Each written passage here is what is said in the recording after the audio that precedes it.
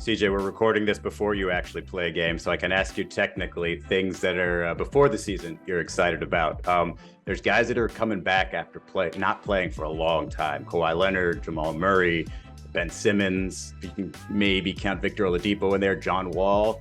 Anybody like you're excited to see back in the game as a basketball fan?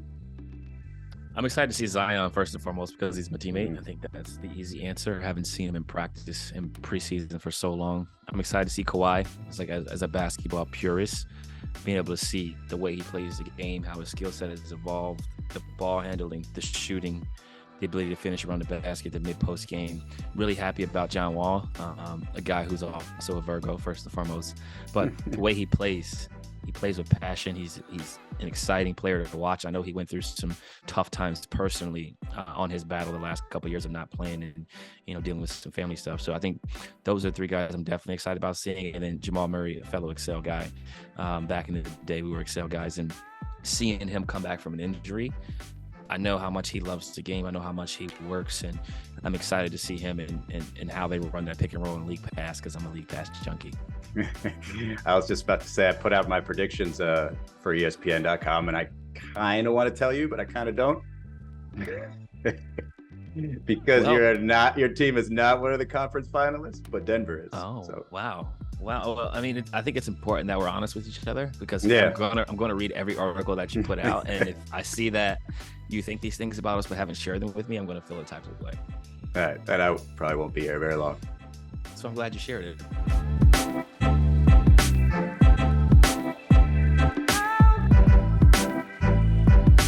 Time to jump right into it. Welcome to the CJ McCollum Show. Behind me, as you can see, we still have the cash cow. It has not been hung up yet. Over my left, we have Derek Jeter, who's a legend. I talked about how he signed his middle name, love him, favorite player. And across from me on the screen, we have Izzy Gutierrez. Izzy, how's life on basketball eve, right? NBA starts on Tuesday, recording this on Monday. How are you feeling about this season? I know that you have us not making it to the conference finals. I just want to talk about why you had us not make it to the conference finals.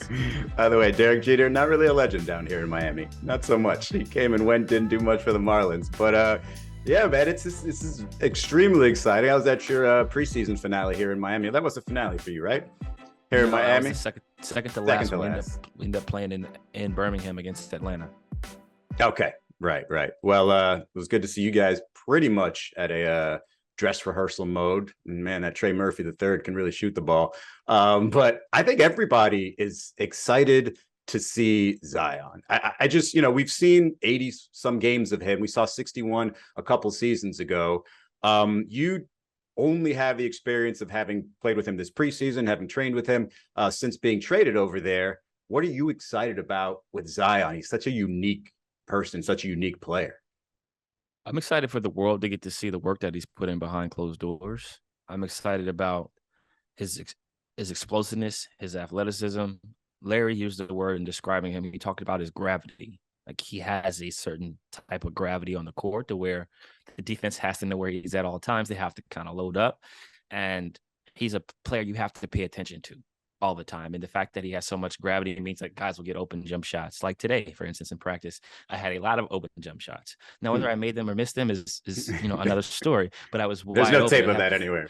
There's definitely tape of it. But I haven't been that open in a long time. And I think he's going to make the game easier for everybody. We're going to make the game easier for him. He hasn't played with, this version of Brandon Ingram, like a guy who's at a different level now, I would say, and he would agree. He hasn't played with me, a player like myself who can run a pick and roll, who can create, a different level of gravity in terms of isolations, making sure the defense loads up. And I think he hasn't played with a player like JV, Trey Murphy III, this version of Herb. Like, there's a lot of stuff that he hasn't seen. He hasn't played for Coach Willie.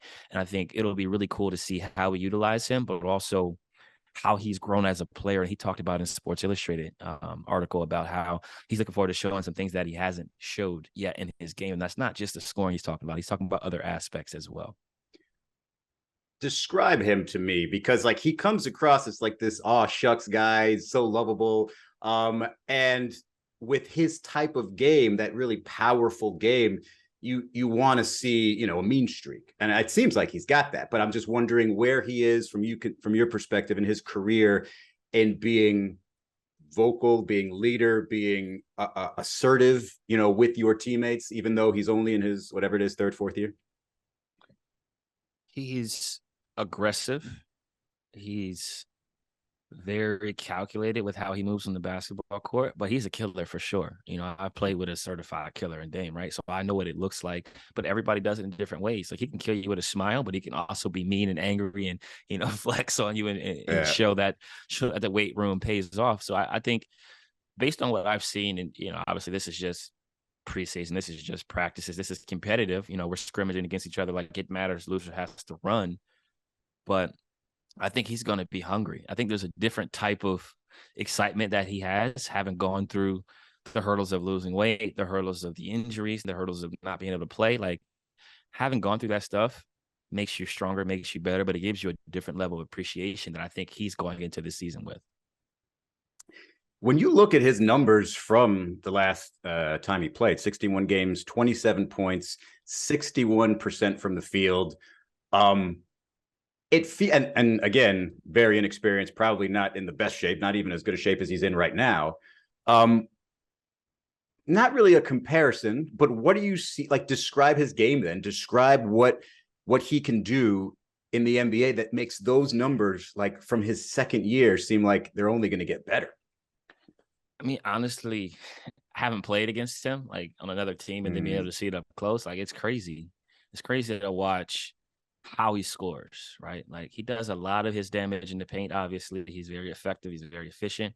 He has great English around the basket. By English, I mean his ability to manipulate, his layups. They call it the jelly, right? Like, to be able to spin the ball at a certain type of angle. Obviously, he can dunk and he can do those things, but he has great touch. And I think that gets lost in the athleticism, in the brute strength, in the mean dunks. Like, the kid got great touch around the basket. He's got great feet.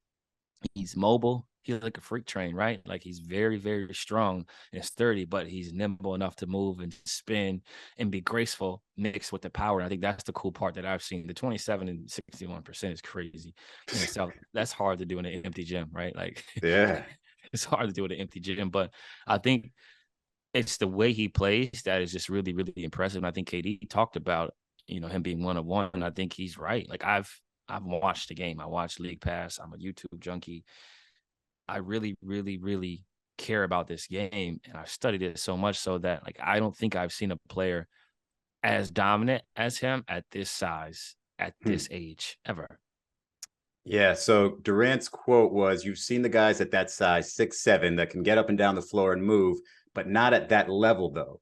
You've seen guys like Jason Maxiell. I'm not saying they jump as high as Zion, but they were undersized guys that played bigger. And Zion's one of those guys. Rodney Rogers. I'm missing so many guys that were that tall, 6'6", Charles Barkley, bruiser type guys that played bigger. But Zion's athleticism trumps all of theirs by far.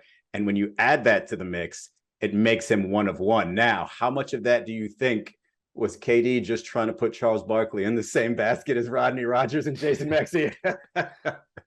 No, I don't think he was putting him in the same basket. I'm kidding. I was going to say, he said he forgot so many guys, but I think he's saying all this to say that he was dominant, right? Charles was dominant, right? Those guys were dominant in different ways, but Z has more athleticism. He has more explosion. He's probably averaged more points per game, shot a better percentage than those guys did, specifically in their second year in the league. Like, I know Charles was a beast, right? Charles was very dominant, but I don't remember him averaging 27 on 60% in year two. Like, unless I'm just forgetting. Did he do that? Did he do that in year two? Charles Barkley, 20 points per game, 57% from the field. Not bad. Although the effective field goal percentage, 58%. So he didn't shoot anything from three, right? So yeah, 20 points, 12.8 rebounds. That's where Charles is maybe a little bit different. Hall of Famer. Charles was no slouch by any means of the imagination, but I think KD's point is that these guys were dominant, and they were dominant in different ways. The way Z dominates is unlike anything we've seen. Like, we haven't seen this version of dominance this young. I think the list is very short. Him and Kareem, maybe one other player that have averaged 27 on 60+% from the field, period. Yeah. Last thing on Zion, though, I'm just super intrigued by the idea of point center. Like, he has that ability, right? Like, he can run the pick and roll. He can do all that stuff, bring the ball down after the rebound, right? Oh yeah, absolutely. I think Alvin played him at the one. Some Stan definitely played point Zion, and I think for us, it's just about getting the best out of each individual player. Like this guy, is going to be able to rebound, right? So he's going to initiate some of the offense. We want to take advantage of his skill set. We want to take advantage of his handle, his vision.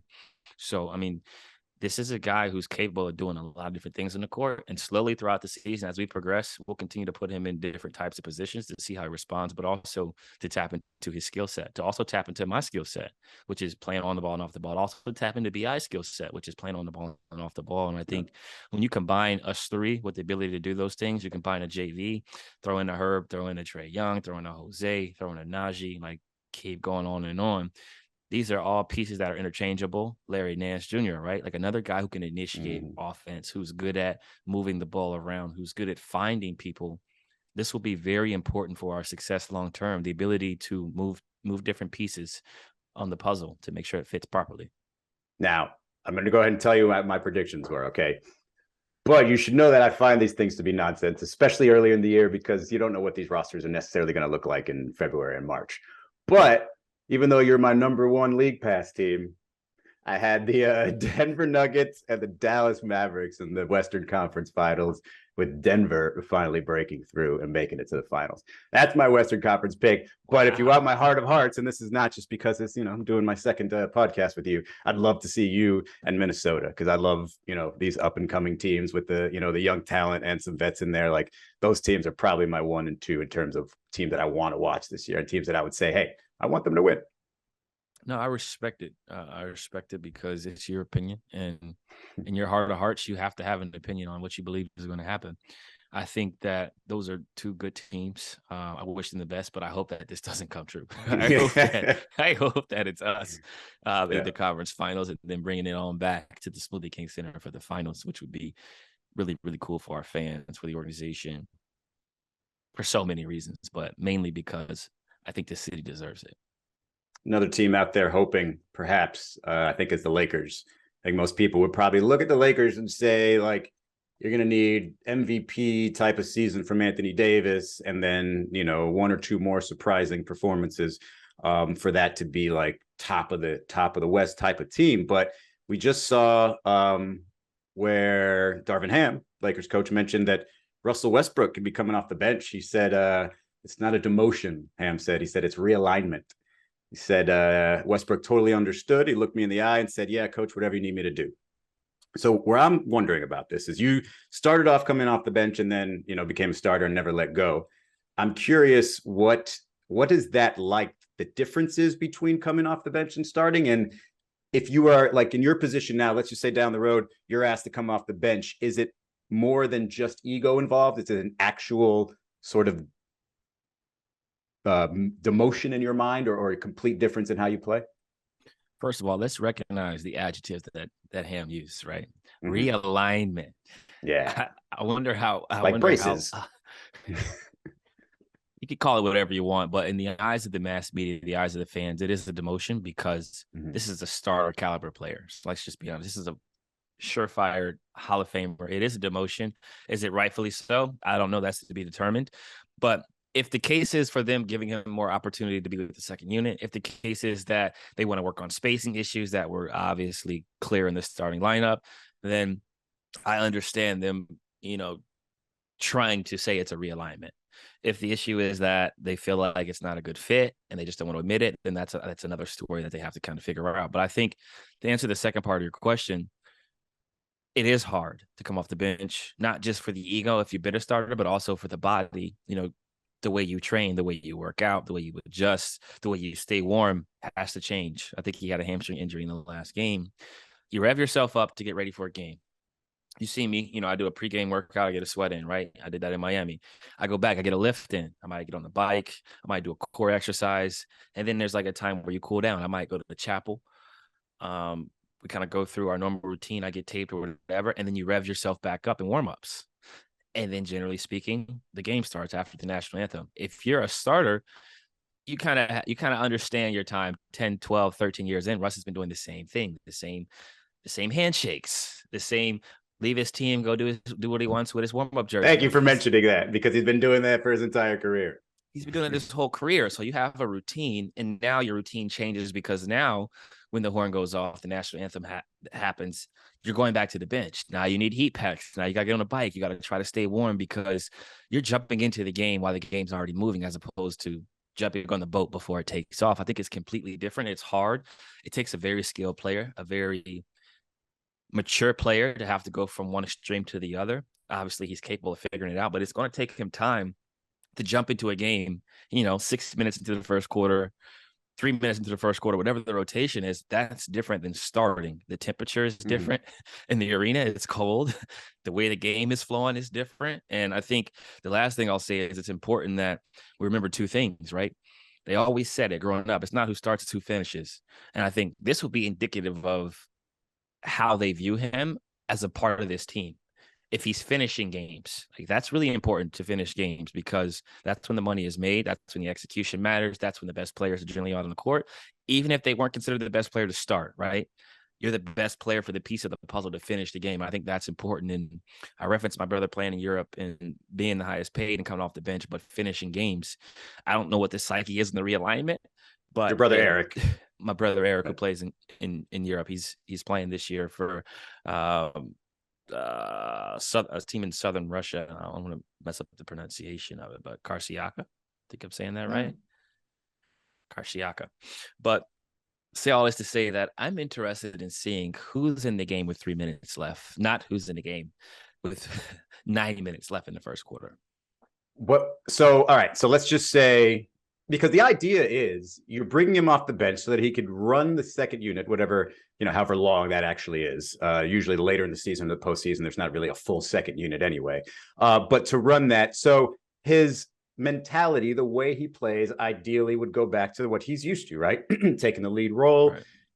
But if he's finishing, and he's finishing next to LeBron, next to AD, next to whomever else, Pat Bev, can he still have that mentality? Or does this still become, all right, well, when Russ starts the game, when he gets into the game, he can be Russ. But afterwards, he's just going to have to be more of a different type of role player. Like, that's got to mess with his mind too, right? To when to turn it on, when to turn it off during the game. I think he's in a tough position because of the way he plays. He's a ball-dominant lead guard. He initiates the offense. He gets rebounds. He starts the fast break. He's playing alongside another ball-dominant player in LeBron James, who's arguably the most dominant ever because of how he rebounds, initiates the offense. He can play 1 through 5. His gravity is unlike any gravity we've seen. I didn't even talk about AD, who plays in the mid-range, the same space that LeBron plays in, the same space that Russ also plays in. With them all in the court at once, no matter when it is, beginning a game or end, it causes spacing issues until they can kind of figure out what spaces they should exist in, right? Like, is AD popping or is he rolling? Is Bron popping or is he half rolling?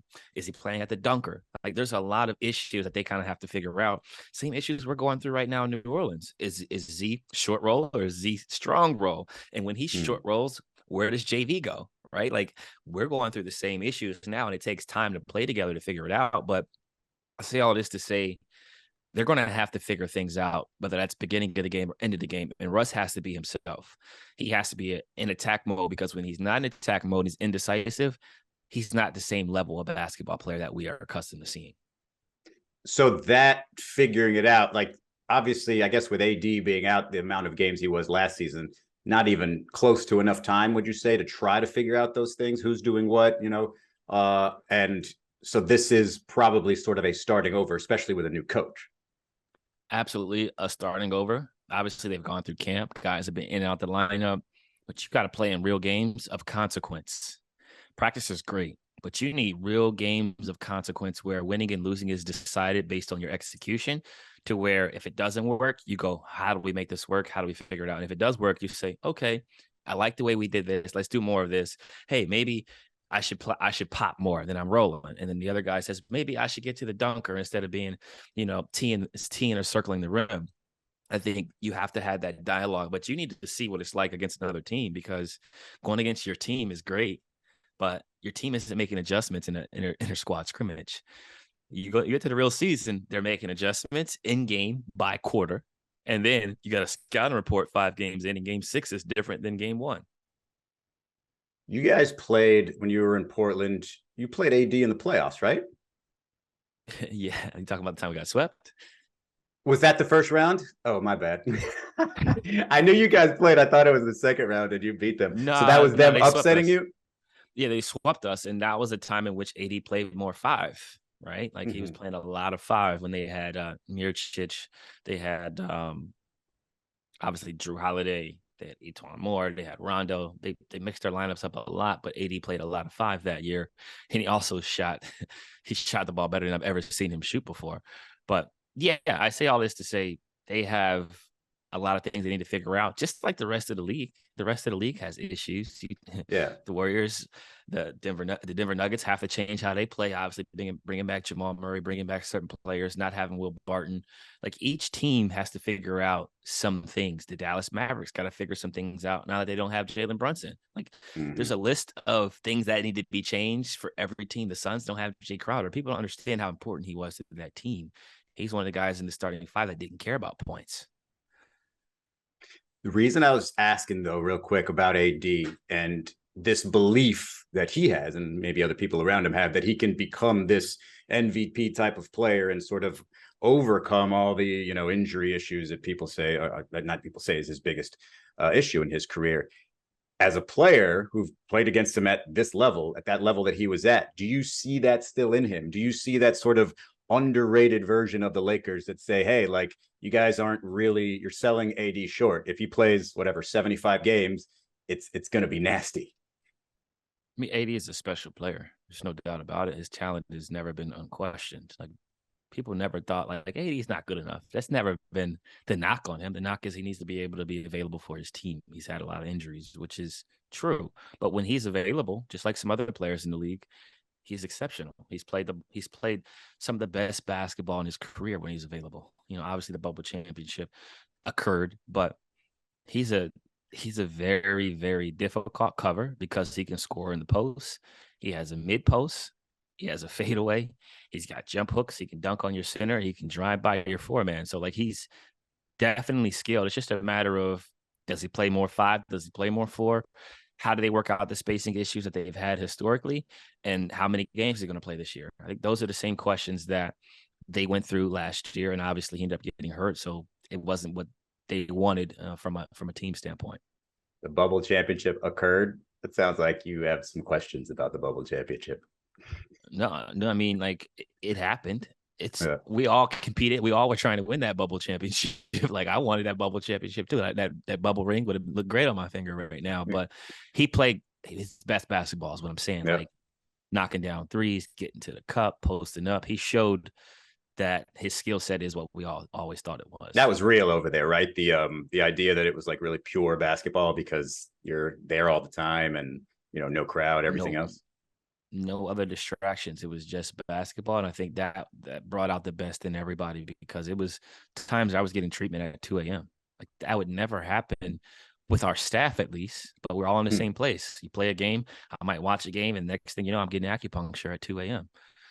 You know what I mean? Like the recovery time of not having to travel, like all those things made this some of the most fun basketball that I've been a part of. We talked a little bit before about Draymond Green and the Jordan Poole incident. Well, since then, Jordan Poole, 4 years, $140 million extension. Andrew Wiggins, 4 years, $109 million extension. Draymond has effectively, he's back, with the Warriors. There's no suspension, which is great because then he wouldn't have gotten his ring on opening night. I was curious though, because when you look at the Warriors and they're basically announcing, hey, Wiggins, Poole, obviously part of our future. With Draymond, next year's a player's option. After that would be a free agent if he opts in. Probably not going to opt in. These individual scenarios, especially with a team like this, dynasty in motion right here. How much of these like individual agendas, which I don't really like using that word because it makes it feel selfish, but it is what it is. Like everybody has to go through this stuff. How much of the individual stuff can like permeate into a season? How much do you have to like nip it in the bud? Because I mean, in this one, they'll probably write documentaries about, right? Just similar to The Last Dance. So how much common is that throughout the league? It's very common. First of all, they're definitely going to be documenting this season because this could be the last season that they're all together. considering the writing that appears to be on the wall. But I would say that it affects teams. It affects Draymond for sure mentally.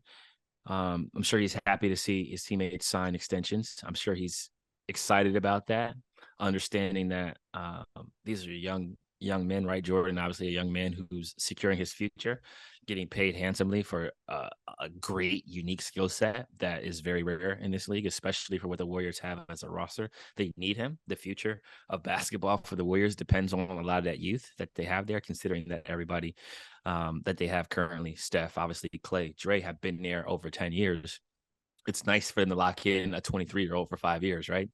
Right. You look at Wiggins, what he was able to do, how he revamped his career, how he showed versatility, ability to guard. He gave them, a great outlet, if you will. He basically won some games for them in the finals. He showed what he's about, but he's also super low maintenance. You never hear anything about him. He's never in the media. He never argues with teammates. He's very, very laissez-faire, if you will. Works on his game, goes home. Got vaccinated. I mean, that was teammates, right? That's a good teammate. Got vaccinated, won a chip. We looked at Jordan Poole and said, "You about to get paid." Jordan Poole said, "You about to get paid," and they said, "We about to get paid," and they did. So I think that was cool. But I think the big issue here is that the Warriors have decided that their future is more important, right? They lock in their future first. They have a year left with Draymond at the very least. He has an option that he'll probably opt out of, but I think they're just going to see how this year goes. They know that 4 years from now, 3 years from now, they need to have a Jordan Poole on that roster. They need to have a Wiggins, low maintenance guy, high upside. They're still trying to figure out Draymond's role going forward, if they can afford it, if they want to spend the money.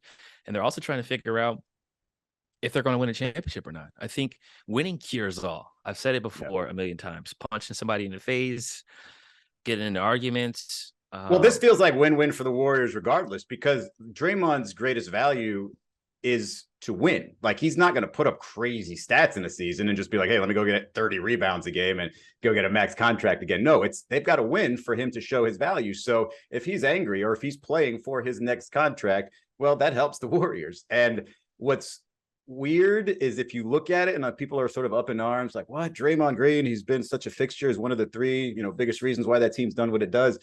But this feels, dare we say, obvious, right? Like an obvious decision?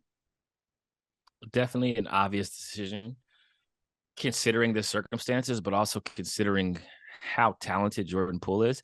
You don't let Jordan Poole go to open market. That's first of all, it's going to piss him off. Second of all, he's going to get whatever this deal was. He's going to get that and some in the open market a year from now, after he plays a full season, presumably with Draymond, presumably with a healthy Steph, a healthy Clay. He's only going to get more open looks. You know what I mean? He's going to be more efficient. He's going to be more comfortable with what they're asking of him. And I think that would just make his value continue to increase. So you lock him in, you lock in Wiggins before Wiggins has an outstanding year again and does extremely well and drives up his market value and thinks to himself, maybe I should get more money. So like, you locked him in while you can. Obviously, you'd love to lock in Draymond Green, but that's a big number. That's a big number that it's obvious that they're trying to figure out what the number is that they're comfortable with paying. And then they're also trying to figure out, is Draymond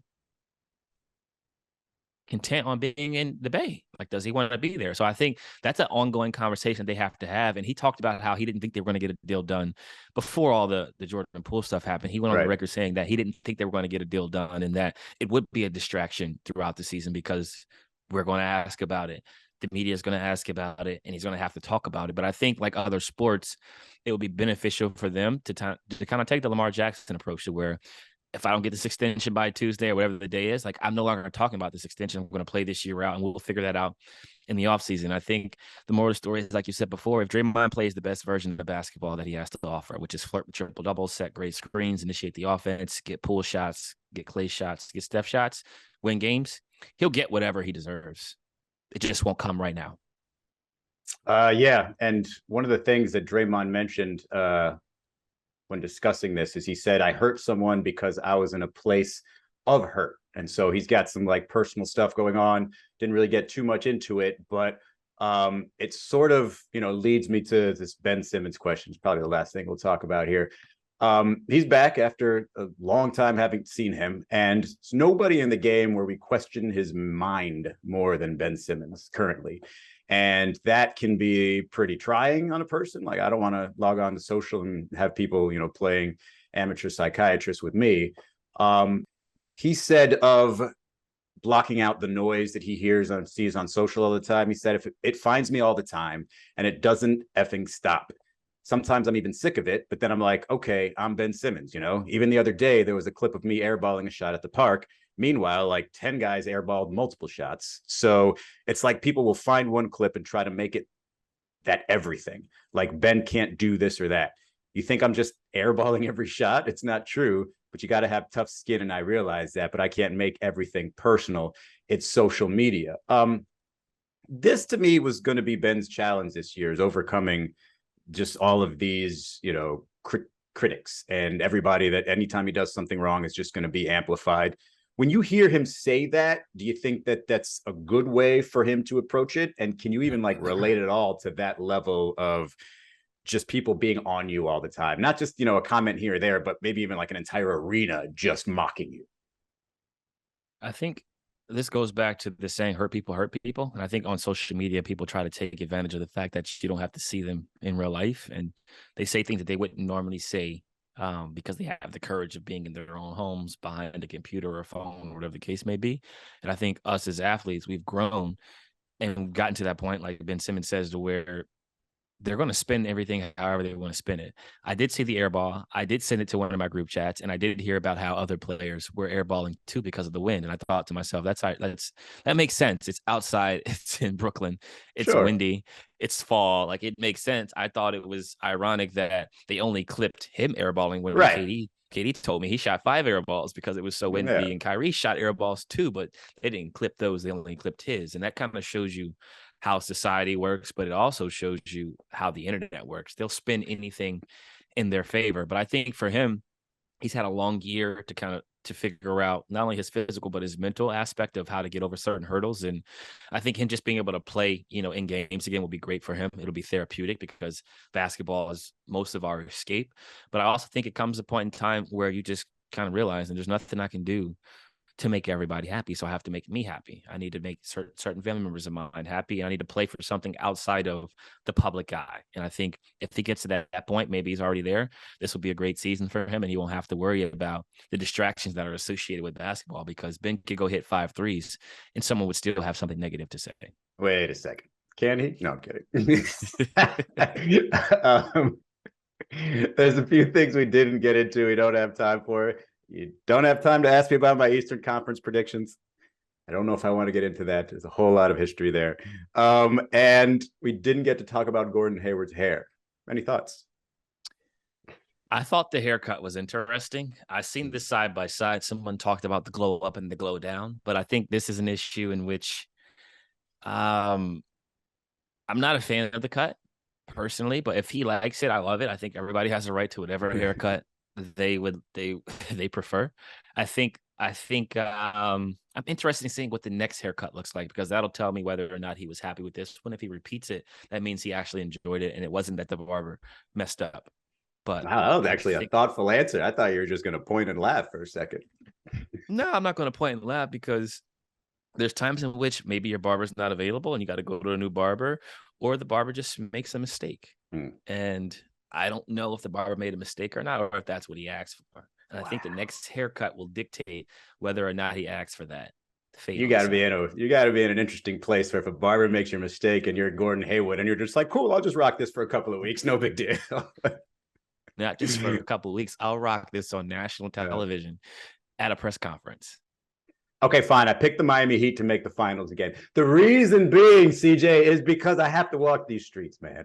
Like, I'm out here. People know where I'm from. I had to pick the Miami Heat. I'm sorry. I think they're going to be a really good regular season team. They're running it back. So I probably won't look that dumb until the playoffs come. What do you think?